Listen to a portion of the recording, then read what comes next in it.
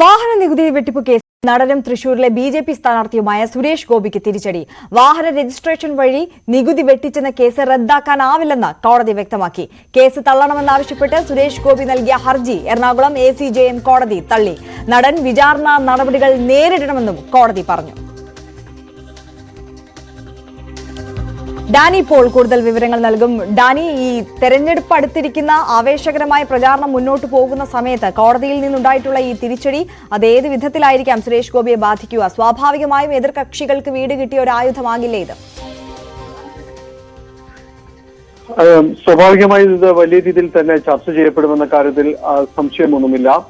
പ്രത്യേകിച്ച് കഴിഞ്ഞ കുറെ നാളുകളായി സംബന്ധിച്ചൊരു ഈ കേസുമായി ബന്ധപ്പെട്ടുകൂടിയുള്ള കാര്യങ്ങൾ നിലനിൽക്കുന്നുണ്ടായിരുന്നു. പക്ഷേ ഇത് കോടതിയുടെ പരിഗണനയിലാണ് എന്ന രീതിയിലായിരുന്നു കാര്യങ്ങൾ വിശദീകരിച്ചിരുന്നത്. പക്ഷെ ഇത് കോടതിയിൽ നിന്നൊരു തീർപ്പ് തന്നെ വന്നിരിക്കുന്നു.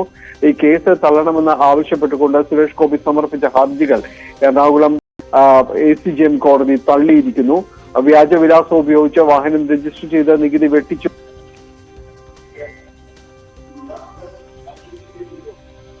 ഈ നടപടികളിലേക്ക് വന്നിരിക്കുന്നത്. വിചാരണ നടപടികൾ മെയ് 28-ന് ആരംഭിക്കും. 2010, 2016 വർഷങ്ങളിൽ 2 ആഡംബര കാറുകളാണ് സുരേഷ് ഗോപി പുതുച്ചേരിയിൽ രജിസ്റ്റർ ചെയ്തത്. ഇത് നികുതി വെട്ടിപ്പിന് വേണ്ടി തന്നെയായിരുന്നു എന്നതാണ് കണ്ടെത്തിയത്. ഇതിലൂടെ സംസ്ഥാനത്തിന് 30 ലക്ഷം രൂപയുടെ നികുതി നഷ്ടമുണ്ടായെന്നായിരുന്നു ക്രൈംബ്രാഞ്ചിന്റെ കുറ്റപത്രം. മോട്ടോർ വാഹന വകുപ്പ് ആദ്യഘട്ടത്തിൽ നടപടി തുടങ്ങി. പിന്നീട് ക്രൈംബ്രാഞ്ചിന്റെ അന്വേഷണം ഏറ്റെടുക്കുകയായിരുന്നു. വാഹനം രജിസ്റ്റർ ചെയ്ത പുതുച്ചേരിയിലെ വിലാസവും വ്യാജമാണെന്ന് ക്രൈംബ്രാഞ്ച് അന്വേഷണത്തിൽ കണ്ടെത്തിയത് നിർണായകമായിരുന്നു. തുടർന്ന് ഈ നടപടികളിലേക്ക് പോകുമ്പോഴായിരുന്നു കേസ് തള്ളണമെന്ന് ആവശ്യപ്പെട്ടുകൊണ്ട് സുരേഷ് ഗോപി ഹർജി നൽകിയത്, ACJM കോടതിയിൽ ഹർജി നൽകിയത്. പക്ഷെ ഇപ്പോൾ ഹർജി തള്ളിയിരിക്കുന്നു. നടൻ വിചാരണ നടപടികളിലേക്ക് കടക്കണമെന്നും ഇത് കേസ് നേരിടണമെന്നുമാണ് പറഞ്ഞിരിക്കുന്നത്. കേസിന്റെ വിചാരണ നടപടികൾ മെയ് 28-ന് ആരംഭിക്കുകയും ചെയ്യും. നേരത്തെ സൂചിപ്പിച്ചതുപോലെ ഈ തെരഞ്ഞെടുപ്പിന്റെ ഈ ഘട്ടത്തിൽ വലിയ രീതിയിൽ തന്നെ ഇത് ചർച്ച ചെയ്യപ്പെടും എന്ന കാര്യത്തിൽ യാതൊരുവിധ സംശയവുമില്ല.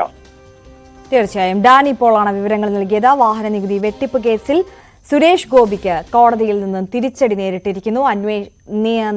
വിചാരണ നടപടികൾ നേരിടണമെന്നും കേസ് റദ്ദാക്കില്ലെന്നും കോടതി വ്യക്തമാക്കിയിരിക്കുന്നു. സ്വാഭാവികമായും ഇത് ഈ തെരഞ്ഞെടുപ്പ് ഘട്ടത്തിൽ സുരേഷ് ഗോപിക്കെതിരെ ഉപയോഗിക്കാവുന്ന ഒരു ആയുധമാക്കി എതിർകക്ഷികൾ മാറ്റും എന്നുള്ളതിൽ തർക്കമില്ല. ഡാനി പോളാണ് വിശദാംശങ്ങൾ നൽകിയത്. മറ്റൊരു വാർത്തയിൽ